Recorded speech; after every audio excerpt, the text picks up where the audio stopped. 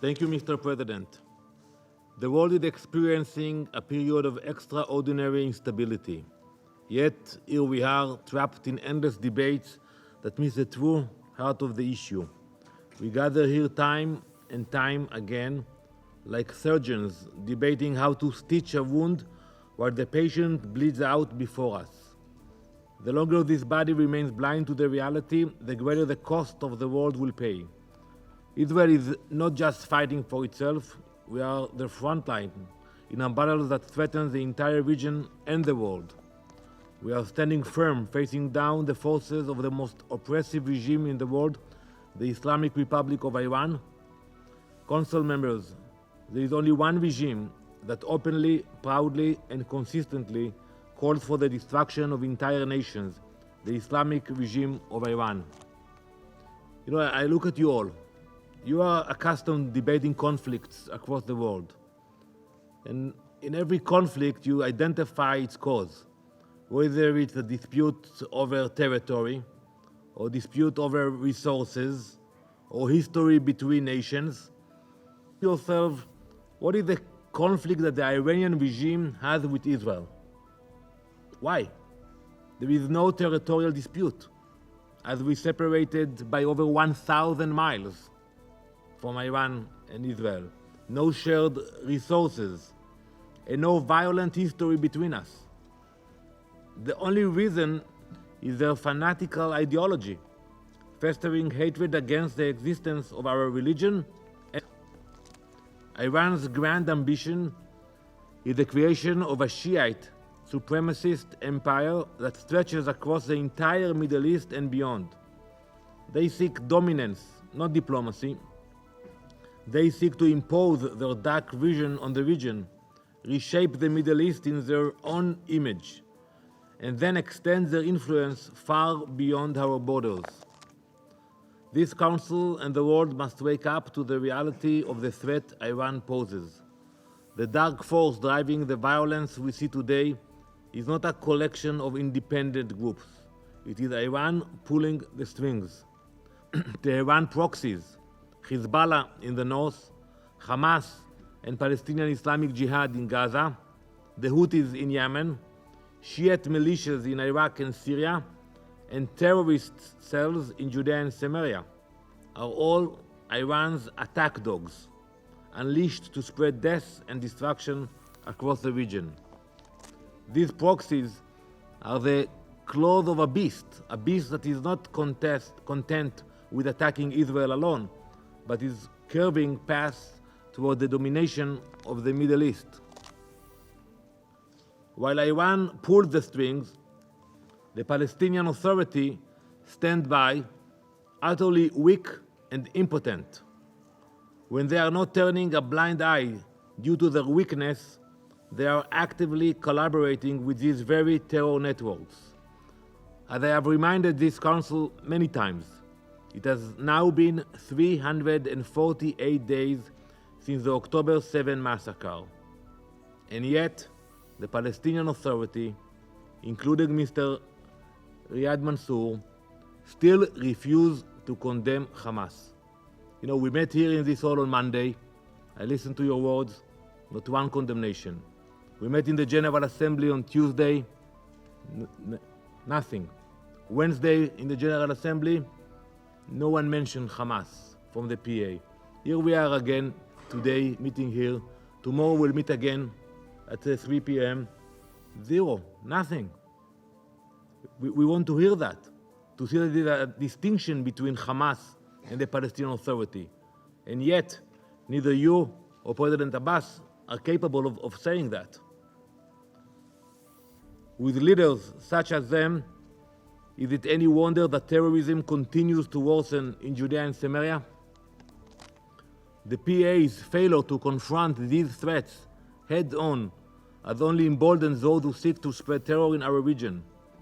With the Palestinian Authority failing to act and Iran's proxies continuing their relentless campaign, the threat to Israel's security grows more urgent by the day. On our northern border, Hezbollah, armed and funded by Iran, continues to launch rockets, drones, and missiles into Israel. with thousands of missiles poised to target our major civilian centers. In Gaza, Hamas weaponized an entire territory, building the world's most extensive network of terror infrastructure. Now, Iran is attempting to replicate this strategy in Judea and Samaria. Consider what has been uncovered in recent months. Iran is flooding Judea and Samaria with explosives, grenades, anti-tank mines, and advanced weaponry, while recruiting terrorists to execute attacks against Israeli civilians. Iran's goal is to turn Judea and Samaria into another Gaza, a hotbed of terror that threatens to overflow into neighboring countries. The Iranian weapons which are now flooding Judea and Samaria are not improvised weapons. They are sophisticated munitions manufactured by Iran and deployed in Judea and Samaria for the sole purpose of murder. Earlier this year, Israeli forces exposed one of Iran's key operatives. His name is Munir Makada, who had been actively recruiting terrorists in Judea and Samaria. Makada had been orchestrating the smuggling of advanced Iranian weaponry, including anti-tank missiles and explosives, to carry out attacks on Israeli civilians. Thanks to the coordinated effort of our security and defense forces, an enormous stockpile of these weapons was seized, preventing another potential wave of terror. Enough weapons were recovered to equip a small army, an army funded and armed by Iran. Iran has transformed our region into its railway of terror.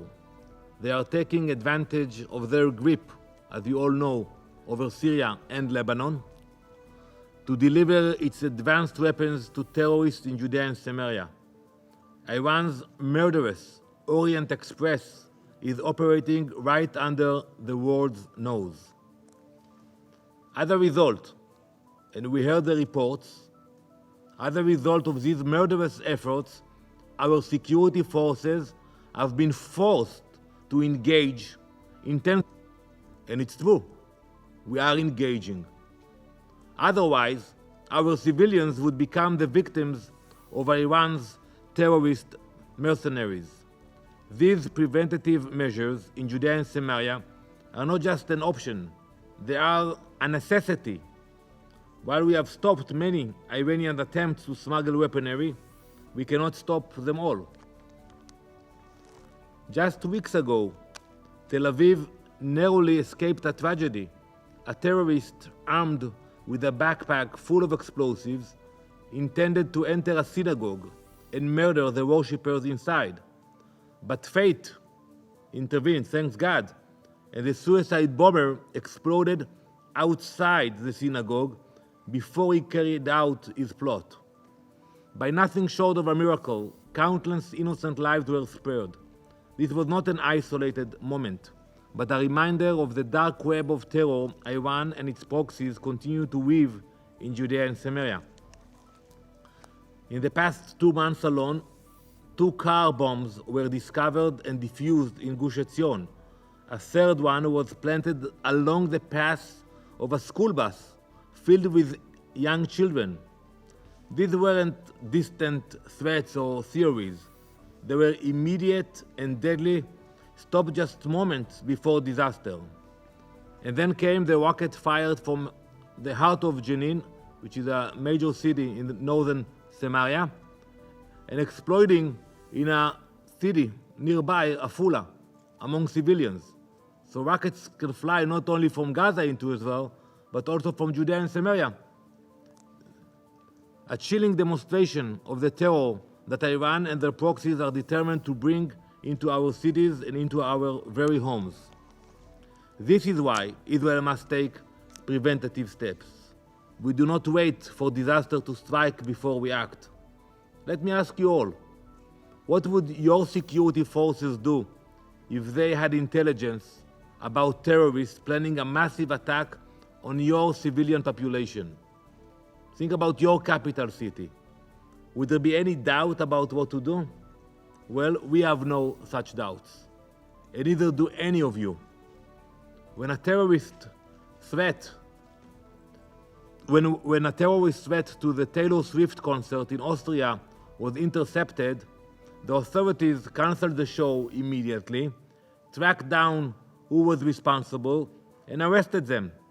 Afterwards, we were all relieved that a disaster was avoided. But when Israel takes the very same reasonable steps, we gather the intelligence, we neutralize the threat, preventive terror attacks against our civilians. What happened after? We are condemned.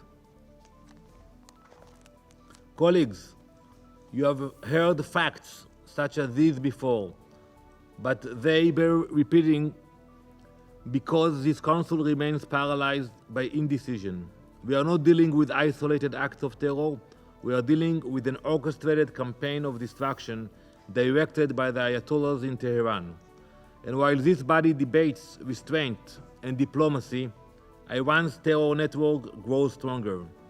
The time for half measures, blind eyes, and empty statements is over. What is required now is not talk about the symptoms, but action against the disease itself, which is the Iranian regime. Hezbollah and the Iranian Revolutionary Guards must be designated as terrorist organizations worldwide. Sanctions against Iran must be intensified until their capacity to support terror is completely diminished.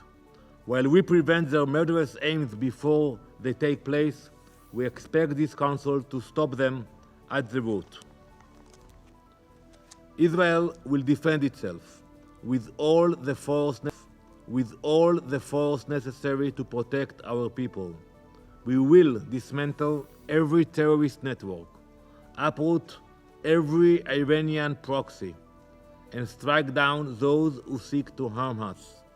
The international community must stand with us, not just for Israel, but for the very future of the Middle East. The stakes could not be higher. The time for inaction has passed. Thank you.